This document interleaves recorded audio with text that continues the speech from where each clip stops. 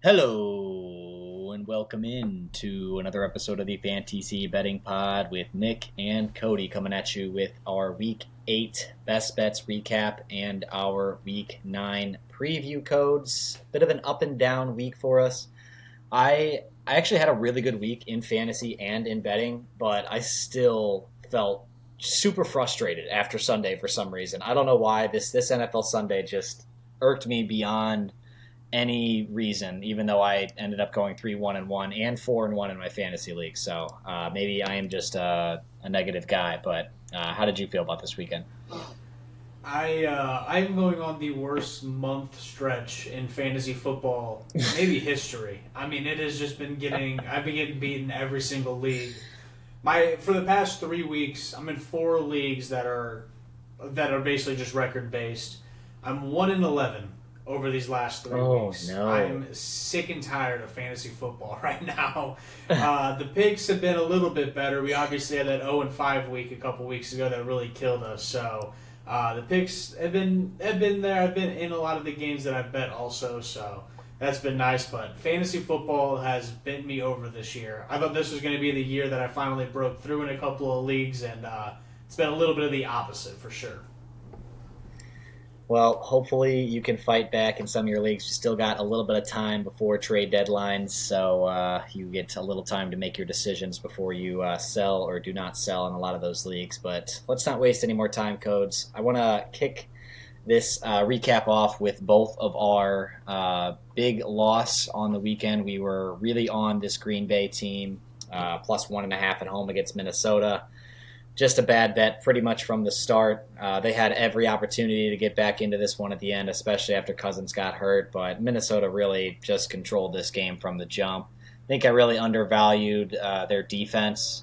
They played really well in this one, completely shut down the Packers. I believe the Packers' first down of this game came with 4 minutes left in the second half, or excuse me, 4 minutes left in the second quarter. Regardless, though, an absolutely pathetic showing from the Green Bay offense. I think it was 24-10 was the final, but yeah, I mean, this one never really felt like I had a chance after they went down like 10-0. You didn't feel like you had a chance until Kirk Cousins goes out. The Green Bay Packers make a drive. They don't score, of course. Then they end up getting the ball right back. Can't score again. Like the Vikings tried to give the Packers Yeah, they at did. least a chance at tying that game and putting it into overtime. And yeah, the Packers are just they kind of suck. Yeah, they said no, thank And you. yeah, they're just not a good football team, and I think that's just the way we kind of got to value them. I mean, Jordan Love's not going to be it. They obviously just traded Rasul Douglas at the trade deadline, so if you're a Packers fan, I think it's going to be a rough rest of the year for you, and they're going to just be one of those teams unless they're getting a bunch of points or they're playing just another bottom five, bottom 10 team, probably looking to avoid them. Yeah, I think we get we get your wish this week, so we'll talk about that game later. But they are somehow favored by 3 points at home in that game against the Rams, who just lost their starting quarterback. We have, I think, a third of the league. I heard earlier today is starting backup quarterbacks this week, so that Week 9 preview is going to be a fun one.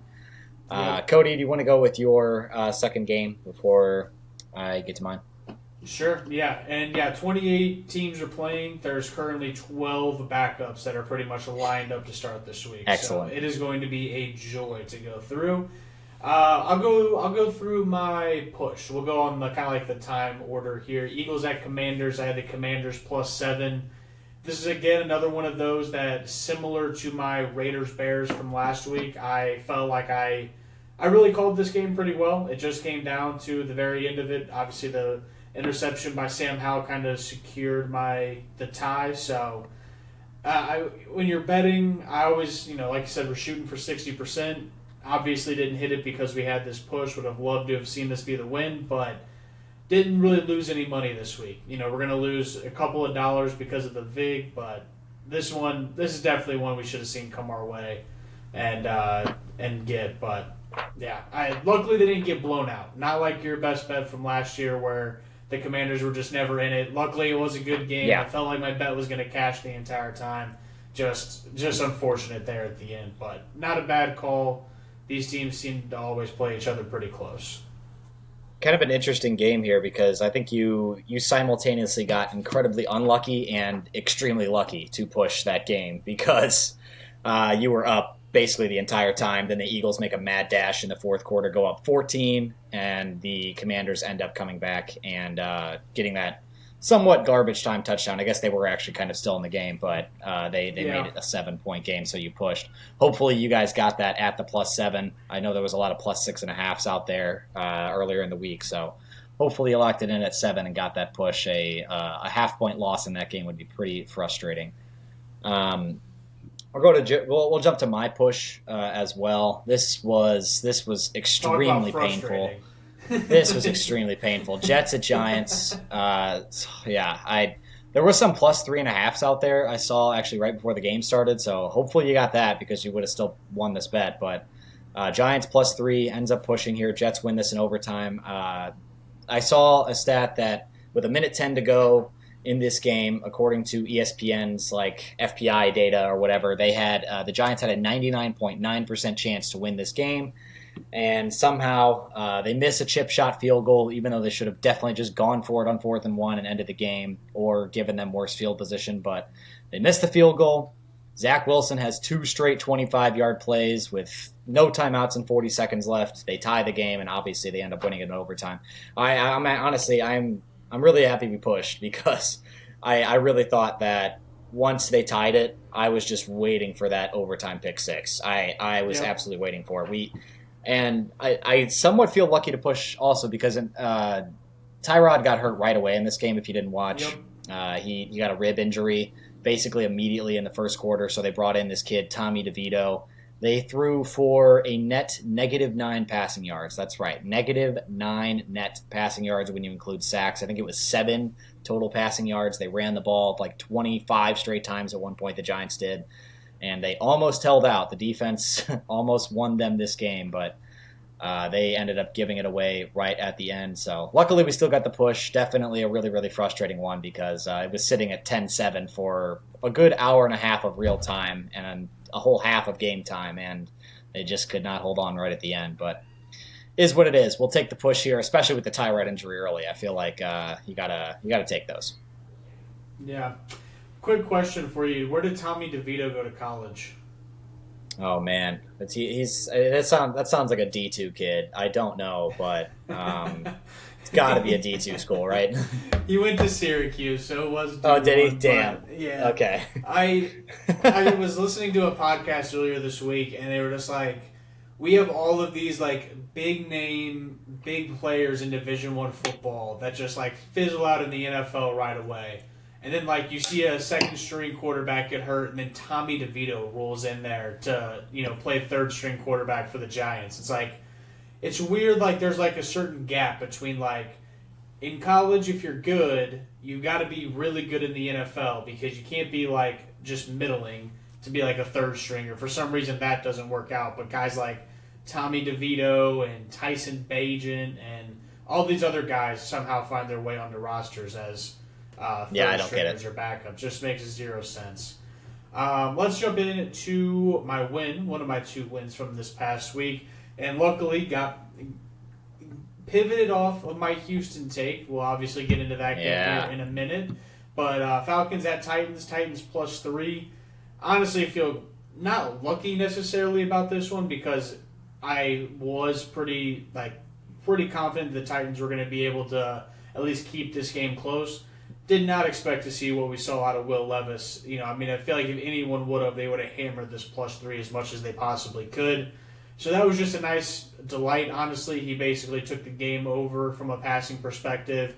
This was never really in question. Obviously, the Falcons had their own issues at quarterback, going from Desmond Ridder to Heineke. So feel extremely lucky. Like I said, I expected this to be low scoring, and I'm just going to take what I feel like was the better coach still, and now definitely probably the better quarterback, at least through 1 week. But a little bit lucky. What were your thoughts on Will Levis and just kind of what he did, the spark he brought into this offense? He looked really good. I think he had a few really impressive throws. I don't know if it's going to be prescriptive moving forward, but if you're the Titans, I don't see how you possibly don't just let him ride the rest of the year and see what you got. Yeah, I mean it's a spark for the Titans for sure. I think he may be in for a rude awakening this Thursday against the Steelers on the road because when he's faced pressure, this is kind of his issue coming in from college, is that when he faces pressure, he does not excel. I think he had a 36% completion rate against pressure in this game against the Falcons. He just did not face a ton of it. And he has some really incredible arm talent. He made a lot of really good throws down the field in this one, but we'll see if he's able to keep it going moving forward. But yeah, you're right. Game script, not at all what we thought, but regardless, we won this one pretty easily, honestly. Yeah, I feel like he does have really good arm talent in the sense that he can really launch the ball downfield, but I feel like it kind of, I don't know, it just looks kind of weird whenever he throws it. Like it kind It of is like a weird flutters motion, in the air. Like weird motion. it's not like the Allen or Mahomes or Herbert where it just seems like it's on a laser. Like all of his just kind of seemed like they were all floating. So it'll be Yeah, a curious little to see once we moonballish. put that on tape if teams are able to adapt rather quickly to that and find ways to play defense maybe a little bit differently also. But worked out this week for me, so appreciate you, Will Levis. Welcome to the NFL. My next win, I'll just jump to the one Kody mentioned before he started there. Carolina plus 3.5 at home against the Houston Texans. They win this one outright, 15-13. Was a little bit nervous when the Texans ended up scoring the opening touchdown, went up 7-0. Carolina responded right before the half, missed the extra point. I was terrified that that was going to end up being the difference in this game, just because obviously that extra point is a very That's big how deal it when you have works. 3.5. That's going to be the difference between a 3 and a 4 point game if it comes down to a field goal. But the Panthers ended up kind of just controlling this game for most of it. Once they kicked a couple field goals in the third quarter, I felt pretty good about it. Even when Houston went up, I was pretty confident in this bet. I don't know, I'm not going to say they figured out C.J. Stroud, but they just came in with a good game plan. The Texans offense did not do much here, and it was kind of a slog for both teams. Carolina honestly should have won this game by more. They missed a ton of red zone opportunities in this one. I believe at least one fourth down in the red zone they didn't convert on. Maybe a missed field goal in there as well. Obviously, they missed extra points. So Carolina ends up winning, getting their first win of the year. I felt pretty good about this call. I kind of thought Carolina might muck it up and find a way to grind out a win, and that's exactly what they did. So we will take those. Carolina plus 3.5 cash. Yes, sir. It was a great call. If you look at the percentage of bets, percentage of money, both the pros and the public were all over Houston as a road favorite. So honestly, just a betting philosophy in general is take the home underdog, and it's going to pan out at that 62% mark that you're looking for. So great call by Yeah. Nick. Like you said, honestly, you could have won. You could have won this bet going away. The Panthers really kept the Texans in it. One thing I will mention about this game is I did, while listening to other stuff here, that I guess teams have been running a specific kind of defense the past couple of games against C.J. Stroud that have kind of slowed him down a little bit. So that is just something to look forward maybe the next couple of weeks, see if that trend continues to where, like you said, you get a little bit of tape on the guy, you get a little bit of his tendencies, and then defenses are able to adapt pretty quickly. So Yeah. and they're a very big public team right now. A lot of people really like CJ and what he's brought. So there may be some value on other teams for a couple more weeks before Vegas adapts. Let's jump into my loss of the afternoon. Ravens at Cardinals under 42. Unfortunately, did not get to watch this one. Had some obligations Sunday afternoon, so didn't get to see exactly how so many points were scored. But checked my phone at halftime. They were basically right at the halfway mark. Checked my phone towards the end of the game, and they blew it out in the second half. So again, didn't really see exactly what happened here, whether it was turnover based, short field, or not. But end of the day, ended up taking that loss. Nick, did you have anything from the Ravens Cardinals game? Were you locked into the Ravens Yeah, and Cardinals on Sunday afternoon? not exactly. I was in and out of this one, but this was a pretty bad beat. It was 21-7 going into the fourth quarter. The Ravens kicked a field goal to go up 24-7 with 9:30 left. So you still had 11 points on your total there that you could concede. The Cardinals scored a touchdown on 3rd and 15 on their next drive, and then the Ravens ended up running the score up. And then at the end, the Cardinals, incredibly, I actually had the Cardinals plus 10 in some spots, and So they scored a late touchdown to make it exactly 10. They missed the 2-point conversion because they were down 16. They get the onside kick and then drive down the field and kick a field goal with about 20 seconds left to make it a 7-point game. So thank you, Arizona, for that. The rare onside kick cover for your boy. Wow. On the personal side of things, but yeah, obviously, if you would have taken the Cardinals or the Ravens on the line, that would have been very important for you as well. But I think this was a pretty bad beat for you. Just we had 28 points going into the fourth quarter, and then we had 27 total in the fourth quarter from both teams. So this will happen sometimes, especially in lopsided games. You just get that prevent defense out there from the Ravens. They allowed a couple of late touchdowns, and it is what it is. Bane of under bettors everywhere. So I think you just got to swallow this one and know you probably were on the right side here. My next win on the day was New England at Miami. We laid 9.5 for the Dolphins. Won this one 31-17. Part of it, I feel like we got a little bit lucky just because this was a 7-point game late. If the Dolphins had gotten a first down, they may have been able to run the clock out. But they ended up just scoring on a 3rd and short play from distance. So we got lucky in some ways, but I feel like this deserved to be at least a 10-point game. The Dolphins almost outgained the Patriots 2-1. The Dolphins had some silly turnovers as well. I think they had 2 turnovers to the Patriots 1. Something you wouldn't expect from these two teams. So lucky in some ways, unlucky in some. I think overall this is just a pretty good bet. When you outgain a team 390 to 218, you should expect to win by double digits. Yep, absolutely. Another great call. Taking a big favorite, I mean, that takes some stones, so shout out to Nick for coming through on that one. I mean, that is tough to go almost 10 points and be able to swallow that and end up pulling it out. So that is awesome. That was my heaviest lean from a personal standpoint today as well. So that was, or I guess on Sunday. So that was I was watching that one with some intensity, I would say. Yeah, absolutely. We'll go through this last one pretty quick. I took the under in another Bears game. Bears at Chargers under 46. That one did hit. Bears. Primetime unders. Yeah. My God. 3-0 again. Them. Unless Detroit's playing, they like to hit the overs, but not this time. I think they're 2-1 in primetime overs. But Bears at Chargers, again, I just had a feeling the Bears, their offense wasn't going to be able to keep it going. The Chargers almost scored too many points, which was my concern when taking this under, but primetime unders hitting at an unprecedented rate.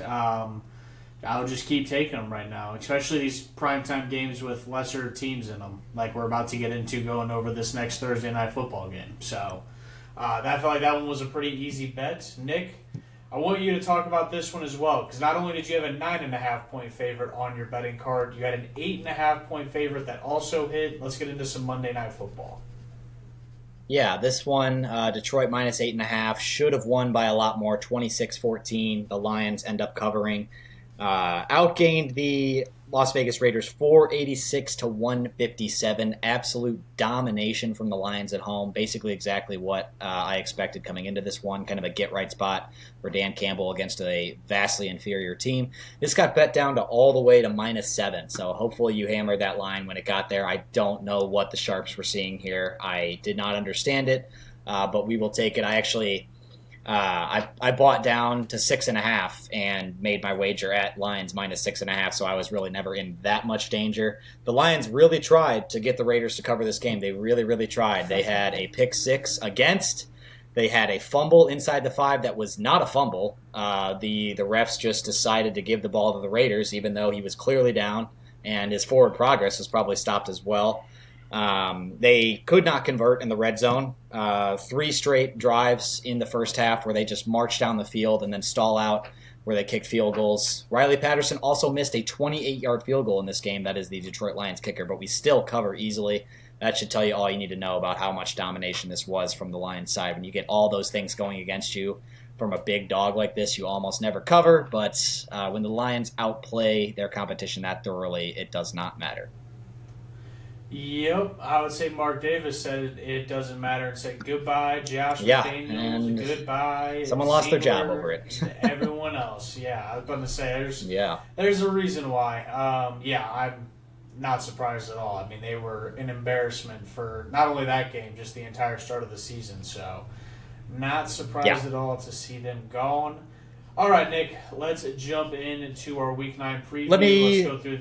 let me review my teaser real quick before Oh, yeah, we yeah, throw yeah. out the Yeah, Week yeah, 9 yeah. preview. So that hit as well. So we did well on the week 3-1-1, and then 1.5 extra units on the teaser. Tennessee +9 cashed easily. They just won the game straight up. Cowboys minus point 0.5. They blew out the Rams 40-23, and then the Lions minus 2.5. Again, a very easy cash there on Monday night. So that teaser absolutely killed it. We're 1-1 on those so far. We are up a half unit.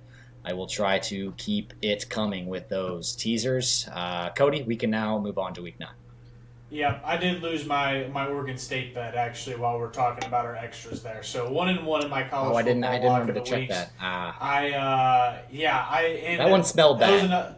That one was rough because Oregon State had a pretty good chance to win that game. They were leading going into the Did fourth they? quarter, and then they gave up 2 touchdowns in the fourth and just couldn't answer. Ended up kind of, and they lost by more than what the game should look like if you watch the entire Yeah. thing. But yeah, and I kind of was taking a stand on that one. I thought Oregon State was better than a lot of the pros did, so that was just kind of rough on my end. But let's jump into some Thursday night football, and we'll get through some of these pretty quickly here. I don't really know really what to say about this one. Titans at the Steelers. Titans, you can get them between +2.5, +3 right now. It looks like. What's your thoughts on this game? Do you have a side you want to take? It's a slight lean to the Steelers. I think Levis is in a prime letdown spot here on the road. I think if he had looked bad against the Falcons or even mediocre, this line would probably be well over 3. But I'm not including this in the 5. I can't. There's just too many unknowns here. This is a really bad secondary in Pittsburgh. And the over-under at 36.5, I'm tempted, but again, I think I could easily see a defensive touchdown, and I could also easily see a long touchdown from the Titans side. So just a really dangerous game to play really anywhere. I think I'm just going to stay away. Yeah, if I was going to bet it, I think I would. I mean, I would avoid this line like the plague because I could see the Titans winning this game going away if Will Levis can have even half the game he had this past Sunday. I just don't think the Steelers can A keep beat up up with them Kenny if they get. Pickett. Ugh. Yeah, no thanks. Exactly. Yeah, exactly. So, I mean, if I was going to take one, I would take the underdog here just because I get it. I could see it being a close game, relatively low scoring, but 36.5 is a low over-under.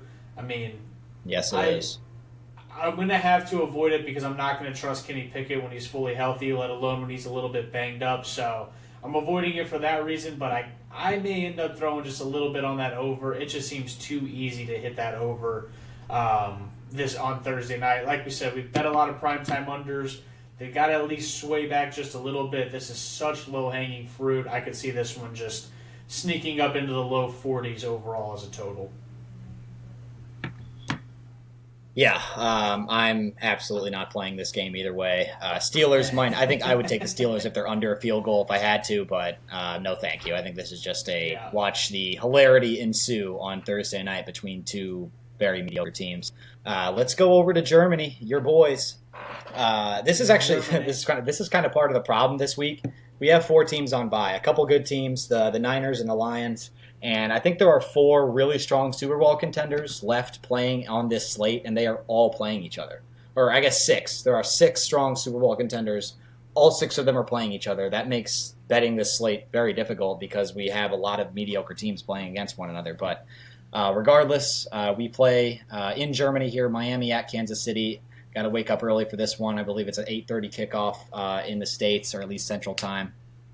KC favored by 1.5. This line has come down fast. I've seen it in -1 in some spots too. I don't know if it opened at -3, but it was sitting at -2.5 for a couple days. And it is down to -1.5 on my book now. Seeing it at -1 at some places. Over under 50.5.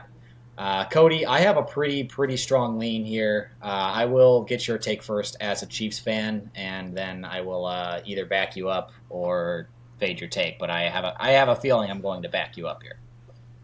Yeah, I mean, I'm just looking at it. 75% of bets are on the Chiefs. 95% of the money is on the Chiefs, according to the Action Network.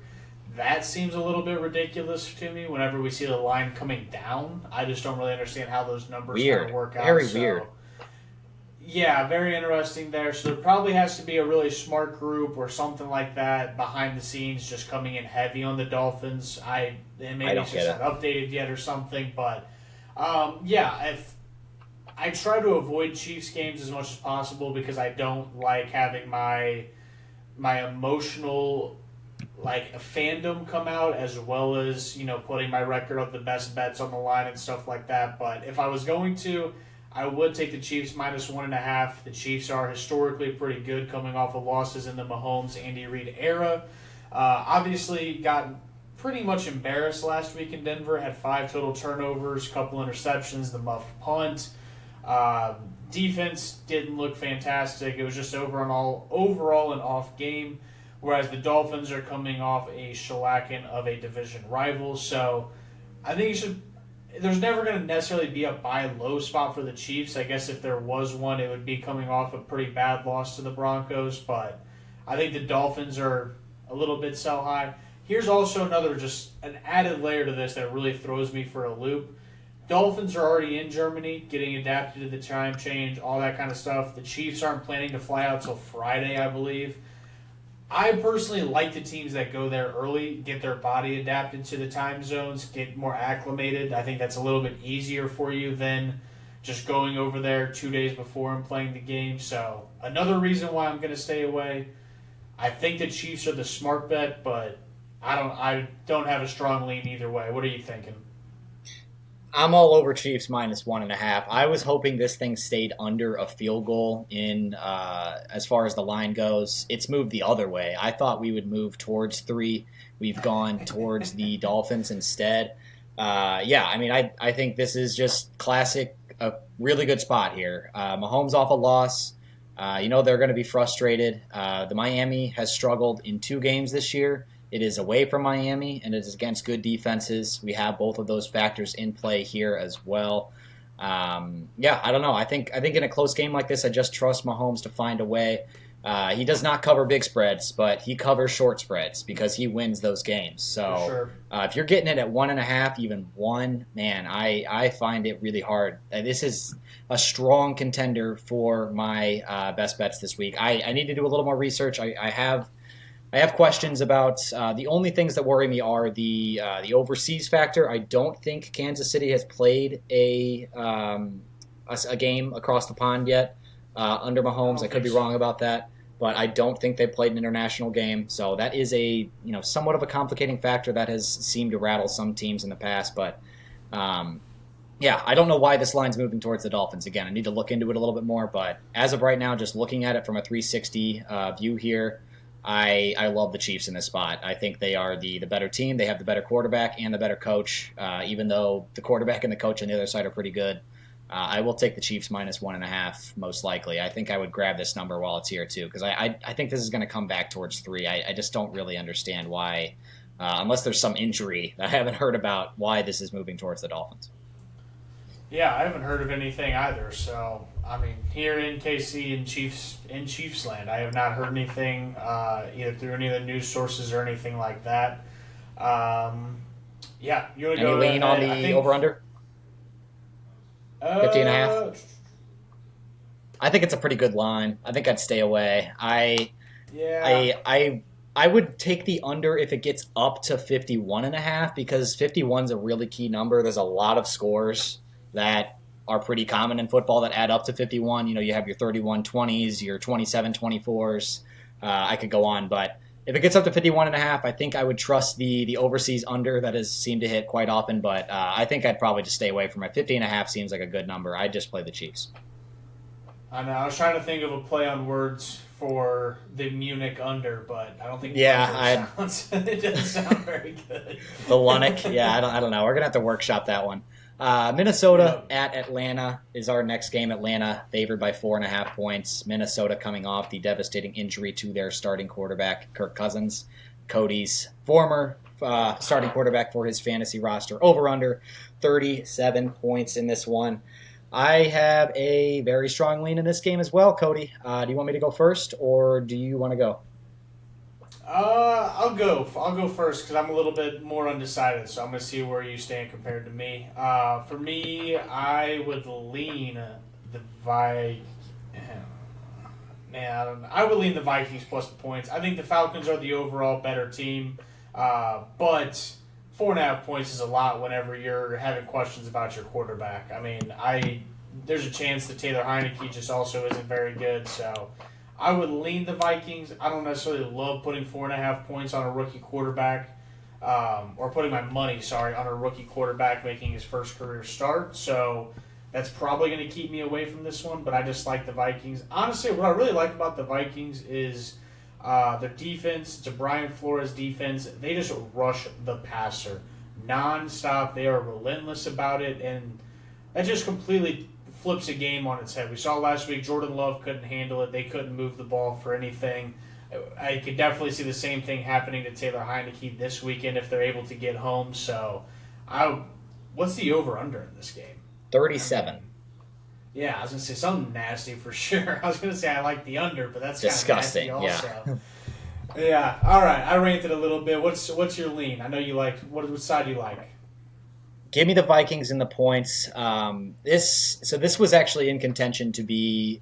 I was going to lock this in right now as for sure a best bet. A couple factors have scared me off of it a little bit. I was hoping Ritter would play this game. The Atlanta Falcons have actually announced Taylor Heineke will start. That I like that for the Falcons. Don't like it as much for the Vikings. I think Heineke is a better option for this Atlanta team. But yeah, all the reasons you mentioned, Minnesota, the same reasons I like them. They have a really strong O-line. I know that they have a rookie quarterback making his first start, but Kevin O'Connell is a good coach. I think he will scheme things up for him. He's not going to ask him to do too much. Jaron Hall is the Minnesota Vikings quarterback. That's his name. He can move a little bit too, so he's going to be able to do some running, some scrambling. I think they will move the ball okay. I think they can get to 17 points in this one. I think that should be enough to cover this 4.5 line. Earlier in the week, it was 5.5 too. So I was all over this Vikings line when it was at 5.5. It's down to 4.5. Still like it there. That's a pretty good line. This Atlanta team does not win games by multiple scores. The first week of the year, they beat the Carolina Panthers 24-10. Since then, they're 3 wins by 1, by 2, by 3. They play close games. They play low-scoring games. So if you're getting 4.5 points against them with a team that I think has a better overall roster, in my opinion, especially after the Falcons lost Grady Jarrett, he was their best defensive player. He's out for the year.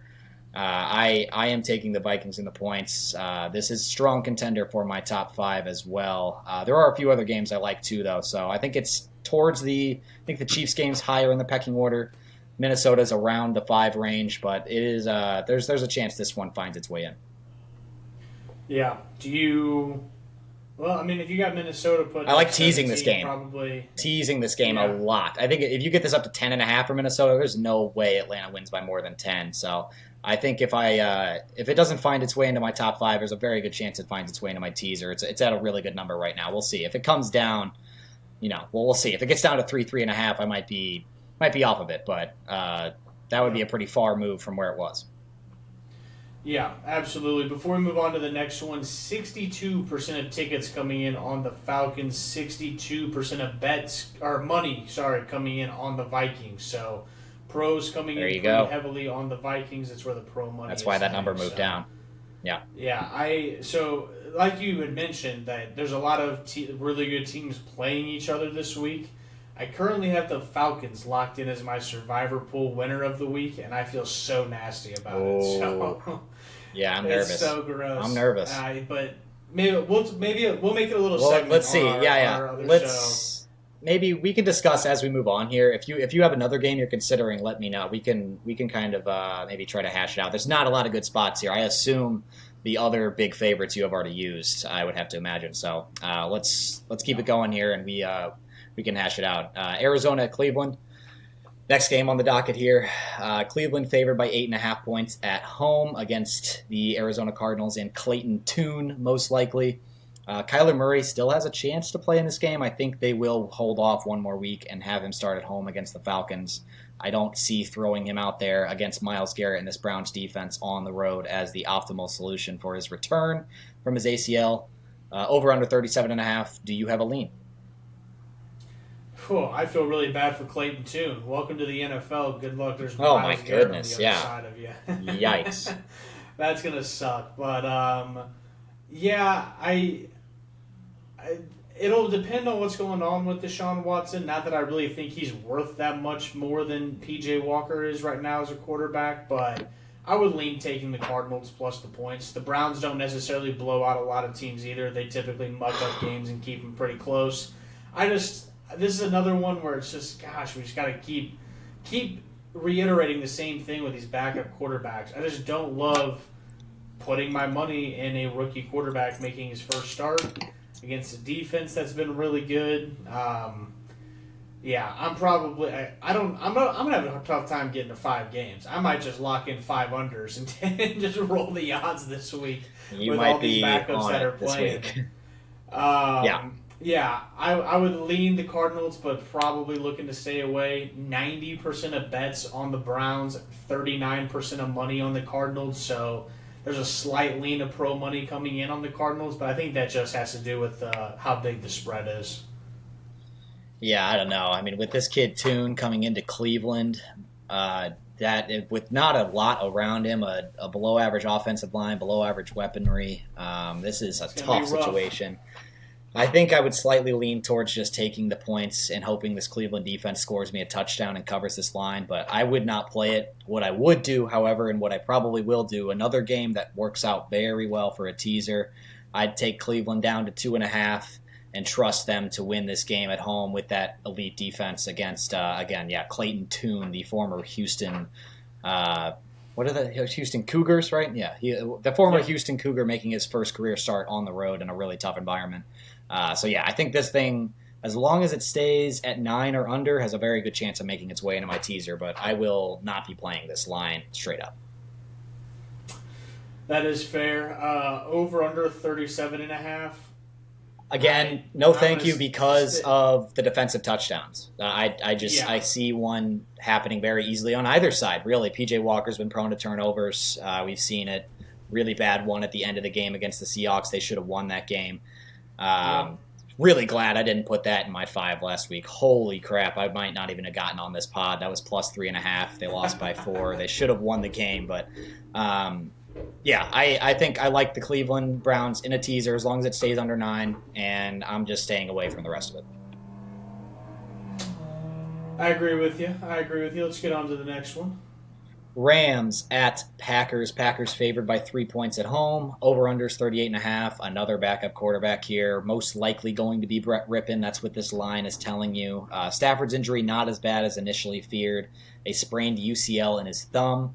But he's probably going to miss this week since they have their bye next week. Would make a lot of sense for them to rest him. Kody, you go ahead with this game. I think this can be a quick one. I think I am just staying away completely. I have no read on Brett Rippon in this offense, but I cannot trust this Packers team for anything right now, especially giving points.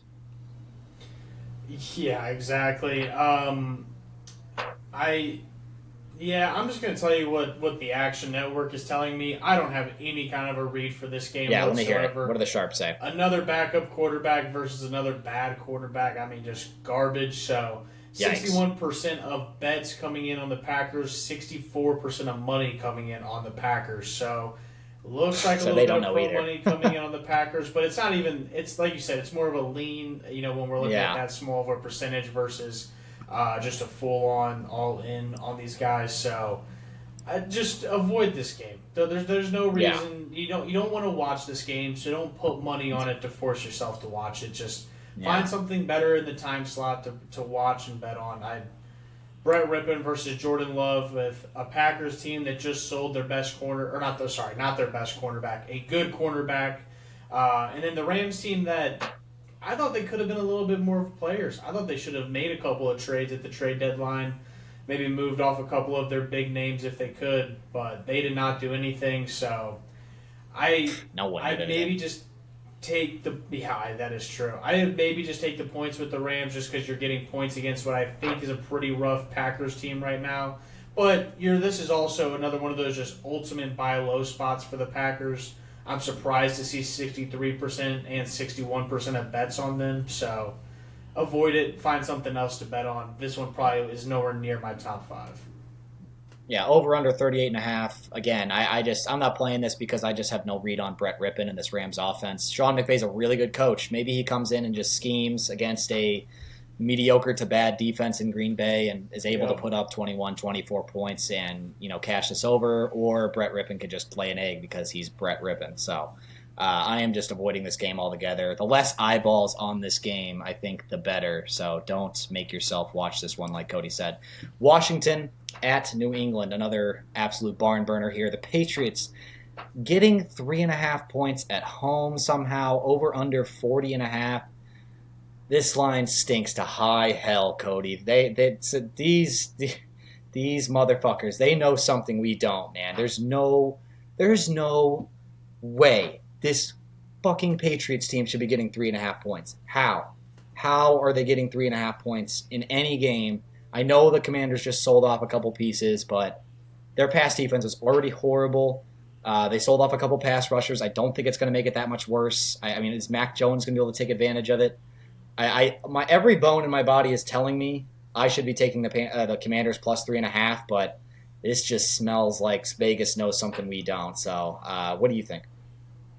I'm right there with you. There's no way the Patriots should be favored by anything more than 3 points against any team in the NFL right now.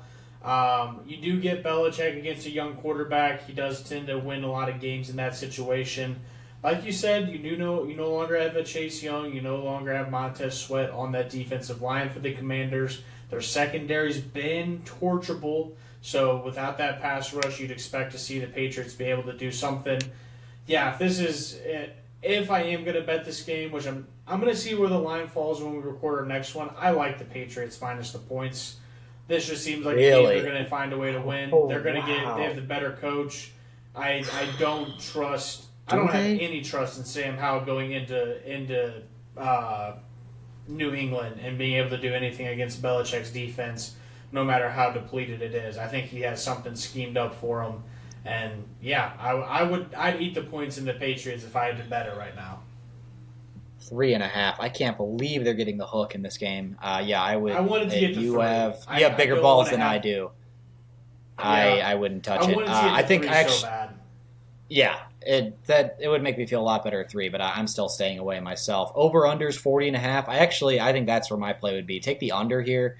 I know the Commanders' defense is really bad, but Patriots offense is horrible. I don't see them being able to take advantage of it to, a degree that's going to cover most of this spread. And then, like you said, if Sam Howell struggles on the road against a good defensive mind and Bill Belichick, then I think 40.5 is a little too high. I would have thought this was closer to 37, like the Minnesota-Atlanta game, the Rams-Green Bay game, Arizona-Cleveland. All of those are a couple points lower.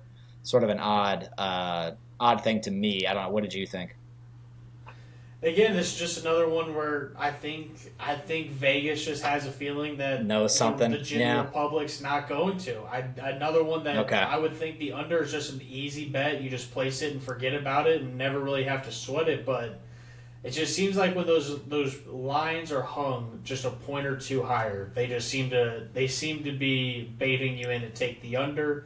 So yeah. I probably would avoid it, but I agree with you. Like as we sit here today, I would not bet on either of these teams to get over 20 points. It's just when Vegas is hanging the line that high, it just gives me that feeling that they know that something's going to happen that the general public is not this game expecting. stinks to high hell. I think I'm just going to avoid it completely. And that another game where you just don't make yourself watch it, in my opinion.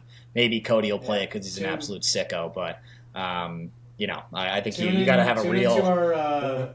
Turn into our pick show so you can hear me talk good about the Patriots. Listen, if you call this game and you're right, you deserve 2 wins for that one. Chicago at New Orleans. The Saints favored by 8.5 points in this one. Over/unders 41. Ooh, I get another really bad feeling in this game, Kody. I'm not touching the line, by the way. I can't trust this Saints offense to cover an 8.5 point spread. They looked good against the Colts last week, but that's the first time all year they've really had a cohesive game. And you're obviously, are you going to bet on Tyson Bagent on the road against a good defense after he just looked horrible against a bad defense? I don't think so. But I have a weird feeling the Bears are going to win this game, Cody. I don't know why. I have no clue why. I think I might sprinkle Bears money line. I'm not putting it in the best bets. It's not making it into my teaser. So you won't hear about it on the show. But just if we come back here for the recap show on Week 9, just you heard it here first. I have a weird gut feeling the Bears are going to win this game. Yeah, that's the NFL, man. You just never know what can happen any given week. That's what makes the NFL so amazing. That's what makes people like Nick and I want to talk about it on a weekly basis. You just never know what can happen, and that's again the best part of it. I was going to ask, do you think that the Saints are a better survivor pool option than the Falcons? But I think they are. I listen. Don't my weird gut feeling aside. I think you have to take the 8.5 point spread here against Tyson Bagent at home. I think Derek Carr you could direct snap this ball to Taysom Hill and run it every play, and the Saints would still be favored by 3 points. So I think you got to take the Saints over the Falcons, especially because the Saints aren't some juggernaut team that you're like looking to use at some point later in the year. This is a pretty good spot for them. I don't know. Maybe my weird gut feeling will push you off of them, but I think you got to take the Saints over the Falcons. I think the Saints have a much better roster than the Bears, and I don't know if that's true of the Falcons and the Vikings. Yeah, I agree with you there. Absolutely. Let's see. What was the next game? Under 41. Over under 41. Yeah. That seems high too, but that one does seem high. But God, I want to bet the under. Yeah. I think I'd lean under here, but this is another one where Bagent could throw a pick six, or the Saints offense could just click against a really bad defense and score 30 and just kind of cover this line on their own. So I don't know. I don't have a strong lean either way, straight up, but I don't know. Sprinkle a little bit on the Bears money line. Just follow me off this cliff. Seattle at Baltimore is our next game. Baltimore favored by 5.5 at home. Over-unders 44. I definitely lean Seattle here and the points. I don't know if it's going to make it into my 5. I don't like betting against Baltimore in Baltimore, but they seem to play a lot of close games, the Detroit Lions game notwithstanding. That's kind of been the only time they've really clicked on all cylinders on offense. So the Seattle team is really good. I think both these teams are really, again, this is probably the 4th best game with the 7th and 8th best teams of the week. So, I don't know. I'm surprised Baltimore's catching 5.5. What do you think? I am also surprised Baltimore's catching 5.5, but Lamar has a very good record against NFC teams. I'm pretty sure it's like 16-2, 17-2, something like that. Exactly. Yeah. They just don't ever get to see him, so the game plan is not all the way there. You get the Seahawks traveling all the way across the country. That always plays a little bit of a factor when making these lines. So, my general lean would be to take the points with the Seahawks. I think the Seahawks are actually a really good team. I think they're sneaky contender in the NFC if they can get things rolling. Geno's always going to hold them back just a little bit, but they just added it's not Leonard Dexter Williams. Lawrence. Leonard Williams, thank you. Yes, they added Leonard Williams to their defensive line, so already a pretty good unit, getting a little bit better there for the Seahawks. But I probably still lean. I would lean the Seahawks in the points and just take what I conceive to be a really good team getting points. But I'm probably looking to avoid this one if I can, because I could just see Lamar having another Lamar type day against an NFC team. According to the Action Network, 53% of bets are on the Ravens. 73% of the money is on the Seahawks. So we're seeing a lot of pro money coming in on the Seahawks. Kind of, a lot of them must be believing what Nick is seeing as well. A little worrisome when you see Lamar's record against NFC teams, because that scares me. That was a good stat. Makes sense too. I just, like, from a football perspective, I can just see it. So I don't know. That kind of scared me off of it a little bit. Might make its way into my 5, but it'll be number 5 if it does. I think there are a couple games I like a little bit more. Over-under's kind of tough too. It's 44. It's been going up. I feel like if Baltimore wins, this is the over, because their offense will be clicking. They'll score 30 of these 44 points. If the Seahawks are able to keep it close, it'll probably hit the under. But It's a coin flip to me in my head right now. So I'll probably just stay away from the lines and enjoy watching one of the 2 or 3 good games on the afternoon. Uh, Tampa Bay at Houston is our next game. Houston favored by 2.5 points at home against the Bucks. Over under is 40. Another game I have a pretty strong lean. This one has a good chance of making it into my 5. Cody, what say you? Ooh, for me, I'm curious to see which way you lean because Vegas You want me is to go pretty first? even on this game. Yeah, let's see what you got first. Give me the Bucks and the points, baby. CJ Stroud seems like he might have hit that rookie wall, like you talked about earlier. This is a really good Tampa Bay defense. I know their pass defense has been suspect lately, but they played a couple pretty good opponents. I don't know if CJ Stroud and the Texans are on that level. If they are going to be able to take Dameon Pierce in the run game completely out of this one and make them one-dimensional, that could be troublesome against a Todd Bowles-led team that is good at creating turnovers. And this Houston defense is just pretty mediocre across the board. I think the weapons in the Bucks receiver room should be able to do pretty well against this Houston secondary. If Baker does not just completely blow this one for us, I think Tampa Bay could win this one outright, and we're catching 2.5. I hope we get this up to 3 because, like you said, Houston's a pretty public team. I think this could get bet to 3. If it gets there, it's almost a lock for my 5. Yep. So I'm looking. It looks like you can get it at 3 at some books right now. I'm trying to see if I Excellent. can pull up It's already moving. which ones. Let's do it. It is, but I can't right now because my internet's being a little slow. Here we go. So yeah, I would wait this one out. I don't think this is going to drop to 2 or 1.5. So I think you could wait No, it till won't. Sunday and get it at 2.5 still. And so we might be able to get this one at 3 by Saturday. We'll wait and see. But hopefully, if it gets up to a field goal, this will be in my 5. I'm locking that take in there right now. Yep, for sure. So if you are in a state where betting is legal, FanDuel has it at +3 right now. So if you want There to you lock go. in the full Go to field goal, FanDuel. go right ahead.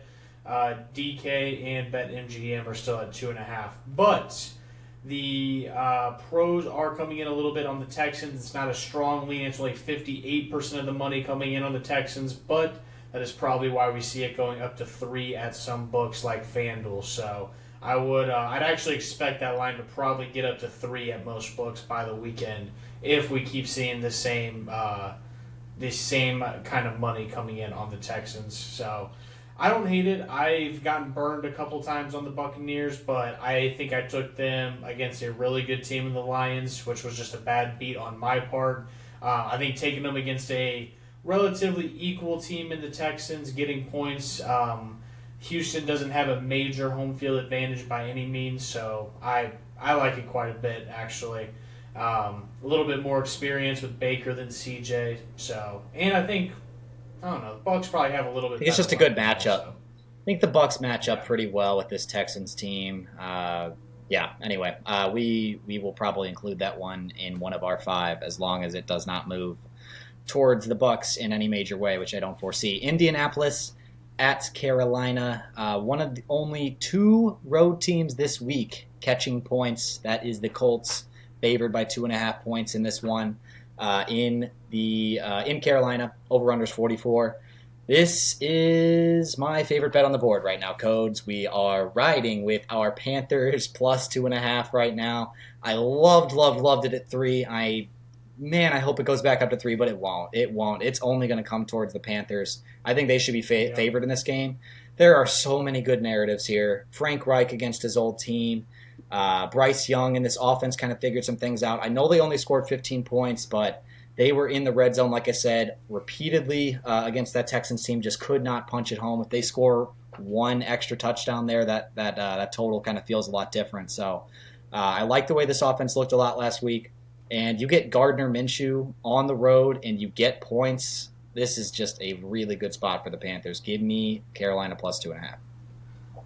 Yeah, I know that you got to look at these teams, these matchups, everything when you're making these lines. It would be so hard for me to ever make Gardner Minshew a favorite. He just does not ever On the cover road? spreads as a favorite in the NFL. No. Factor in on the road. I mean, just all these other stats you could throw out about home underdogs. Yeah, I'm with you. You did make a really good point about the line's not going to move in the Panthers' favor. I would agree with that. 63% No, of bets I think it on will the move towards the Panthers. Panthers. I think is that what you said? So Or you think it's going to get up I think to it'll like move. +3? No. I'm saying it'll move. It'll move Okay. like towards the Panthers, as in like it should. It'll probably go down to one or Oh yeah, two. yeah, yeah, yeah.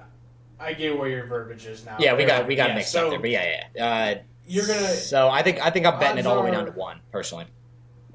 Ooh, okay, all right. I love the I'd take it at confidence. +1. Honestly, It'll be but in the 5 at +1, but we'll see. you've been on this for a couple of weeks now with the Panthers. They have no reason to lose. All they need to do is Yeah, get Bryce exactly. Young better and be better as a team to build towards the future. They have no incentive to tank for the number one overall pick whatsoever. So, yeah, I would keep hammering the Panthers if you're getting them at home against again another pretty rough team in the Colts getting points. I like that one quite a bit. As I was saying, 63% of bets on the Panthers, 62% of money. So you're probably going to see this come down to +2, maybe even +1.5. But like Nick said, he'll take it all the way down to +1. So the confidence is there for the Panthers, as everyone was expecting to hear. Got to ride the hot hand. Podcast. Absolutely. Giants at Raiders. Our next game, Raiders by 1.5 here. Over under 37. No, Cody. Executive decision. No one's playing this game on this pod. I don't care what points you bring to the table here. We have a Raiders team with a new coaching staff. We have a Giants team that are the Giants. If you want to mess with the under, I might actually be okay with that, but I don't know. Talk me into it, I guess, but I am just staying away from this game completely. I have no clue what to expect here. Yeah. I want to stay away from this game so that way I never have to pay attention to it on Sunday. Because Yeah. it's Oh, not going to come man. up on Red Zone very Avert your often. eyes. Not only do you have a new coaching staff taking over for the Raiders, but they are also committed to playing Aiden O'Connell. So that just gives you even a little bit more hesitation. Here's my only caveat to this whole thing. If Daniel Jones plays and you can get the line before it moves that he's in, I would take the points with Daniel Jones playing. Just you're getting the much better quarterback, as nasty as that is to say. If he doesn't end up playing and you want to take the Raiders, a lot of teams do have a good history of when the toxic The post-firing environment is bump, gone. yeah. Yeah, the post-firing bump, everyone comes out and plays because you know that it's just the vibe's different and everything like that. So there's ways to get talked into this game, but don't waste your money on it. Just avoid this game. Let's watch some better football. The 3 o'clock window has a couple of decent games. You can root for the Panthers. You can watch the NFC East showdown. I don't know why you'd want to put money on this matchup. Cowboys at Eagles, baby. This is maybe the game of the week. There are 3 really, really good games this week, and then a whole lot of nothing after that, like we've mentioned. Eagles 3-point favorites at home against the Cowboys. Over/unders 47. Codes, I'll let you go first. I will be honest off the top. I do not have a strong lean here. Yeah, I don't either. I'm curious to see how Byard changes the secondary for the Eagles, if they can be a little bit better against the pass. If they can, that makes me a little bit lean their way, but we're not going to know that until probably after this game. As we see here tonight, I would take the points in the Cowboys. I'm a big fan of this Cowboys team. They finally are doing what they need to do and just finding a way to get the ball into their best players' hands in CeeDee Lamb, which I just love to see. But they're going on the road. It's going to be, in the link. You got 71% of tickets on the Eagles, 64% of money. So the pros are a little bit split on this one as well. So not a strong lean. I like what I've seen from the Cowboys, but every time they give me something that I like, they just blow it up and just put up an absolute stinker. So I like the Cowboys as we see here tonight. I'm going to listen to some other podcasts, some other pros, see how they feel about this game. But not a super strong lean. What are you thinking? I mean, I totally agree. From a roster perspective, I want to take the Cowboys. I think on the field, just from a talent perspective, they match up pretty well with the Eagles. Both of them have elite defenses. I think the Cowboys is slightly better right now. The Eagles probably have a slightly better offense, but they have a banged up Jalen Hurts. He is clearly hobbled. He is not going to be able to use his legs like he normally would. He was limping around in Washington this past week. He made it work through the air, but that worries me against a better defense. But yeah, you're taking the worst coach and the worst quarterback on the road in a divisional game. I wish I was getting 3 in the hook. That might lean me towards the Cowboys, but there's almost no way this makes it into my 5. I think I'll just sit back and enjoy the game myself.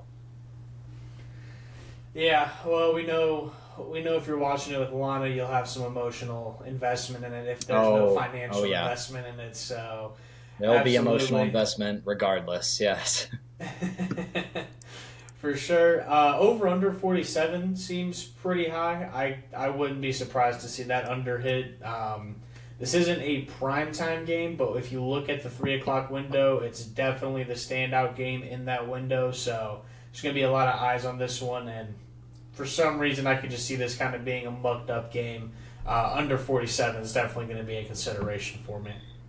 It seems good. It was at 46 and it's moved up though, so I'd be interested to see where the money's coming in because there are apparently some sharp bettors on the over here that kind of scares me off of it without digging into it any deeper. But for now, I think I am just staying away from the line. I'm going to let the sharps tell me where to lean here if it moves one way or another, and then the over under. Yeah, it seems like a pretty good line. I think I could see this being a 27-20 type of game, 24-21 right around here. So I think there are some other games I've already mentioned that I like better. So we'll just enjoy this one. This should be a really really good game. Buffalo at Cincinnati, your Sunday night game, the last of the Super Bowl contenders to play on this slate. Cincinnati favored by 2 points at home, over under all the way up to 49.5 in this one. I think we're probably riding a primetime under once again here, but Bengals 2 point favorites at home against the Bills. Cody, where do we lean? Give me the Cincinnati Bengals. And if this is under Oh, 3 points, I will lock it in now as one of my locks of the week. I love okay. the Bengals in this spot. I think they are. I mean, I think we saw a team play this last week that are their quarterback's finally healthy, their team's finally getting it back together. This isn't the Bengals we saw before the bye where they could barely beat the Seahawks and they were struggling each game on offense. I like what I'm seeing now. I think that, they gave it to the 49ers pretty well. Joe Burrow looked incredible. Actually, I don't know if you saw this clip. I just saw it one time, but Nick Bosa and Joe Burrow met in the middle of the field, and Nick Bosa goes, "You made our bye week a hell, but if I had to lose to anybody, I'm glad it was you." So I just thought Nice. that was pretty funny that he admitted that it's going to be a rough week for him. But yeah, I also Yeah, just he don't kicked have a their lot of ass. love for the Bills. I think that the Bills are a very roller coastery team. If this is a game where Josh Allen is coming out and he's just slinging the ball all over the place, I'll feel like I'm pretty dead in the water as that's happening. But I expect him to be the typical roller coaster that he is. I think the Bengals come in. They're going to be probably up by a field goal to a touchdown with the Bills having a chance to answer, and I think the Bengals end up getting it done. I see it being pretty close, but I like the Bengals. I mean, you're basically Vegas isn't even giving you the home field advantage of 3 points right now. So I think the Bengals are the better team at home, and I don't even have to give up three. So that's a pretty easy bet for me. Yeah, I think I'm right there with you. I don't have quite as strong of a lean towards the Bengals just because I'm scared by Josh Allen. He is, he can kind of just break these sort of equations. But For um, sure. yeah, I think you kind of nailed it on the head. I think these Cincinnati and Buffalo offenses probably equal out to a degree. They're both really good. They're both clicking pretty well right now. And I'll take the Bengals defense over the beat up Bills defense right now. And the Bengals have home field. So I think it's pretty easy from a macro level there. I'd probably lean Bengals as well. I don't know if it's going to make it into my 5 again. I just don't like giving points to an excellent quarterback as one of my 5 best bets of the week, especially because there are some that I have already given out that I like quite a bit. So think I'll probably sprinkle the Bengals and mostly just enjoy this one and maybe let you use this in your 5. But I think you're right. I think the Bengals are the right side here. Absolutely. Chargers. What is the 49 and a half? 49 and a half. That's high. Under, baby.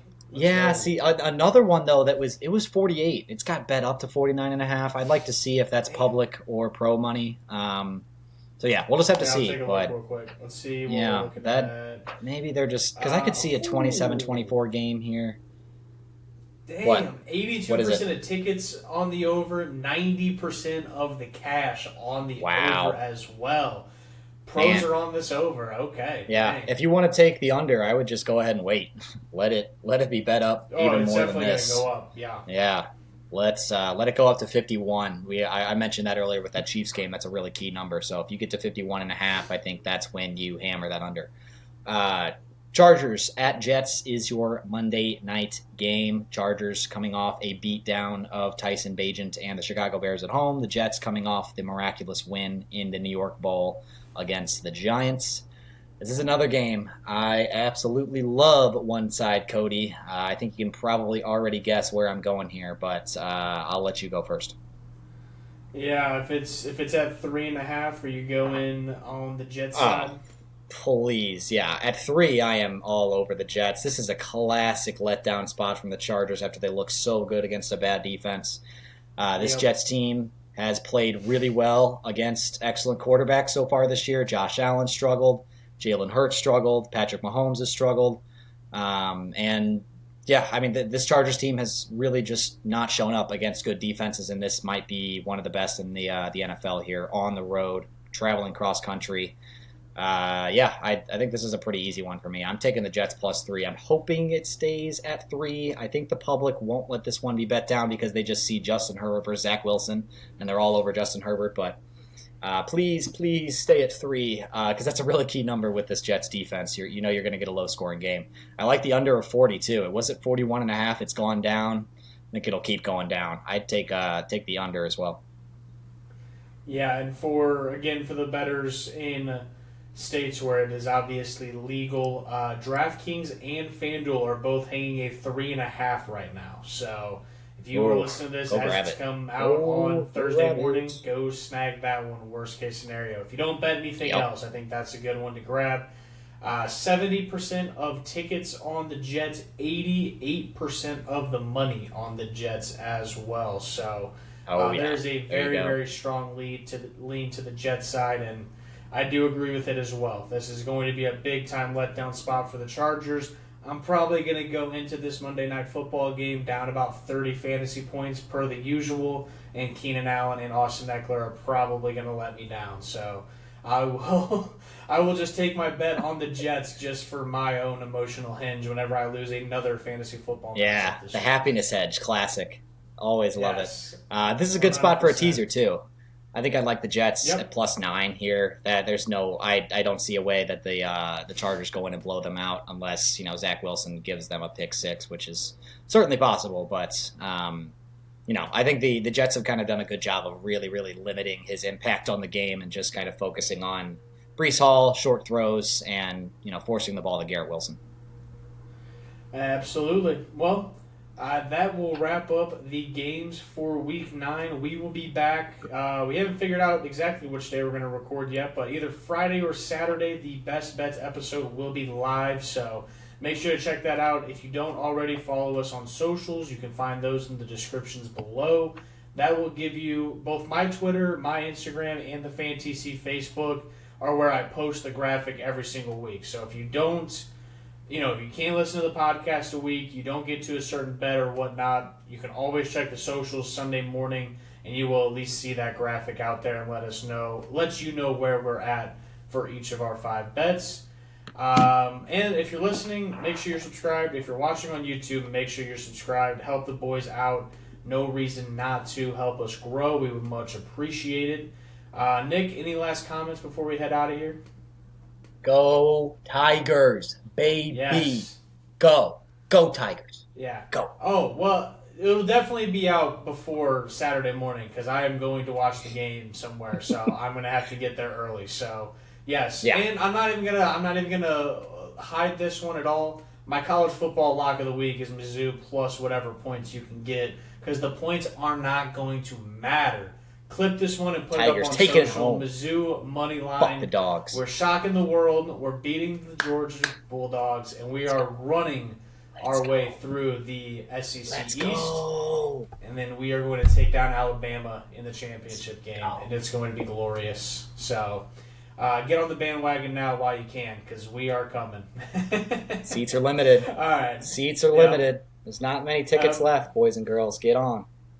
Yep, let's do it. All right, Nick, I will talk to you. We'll get our bets locked in before the weekend. Everyone have a great Thursday. Peace out. Peace. Oh, forgot.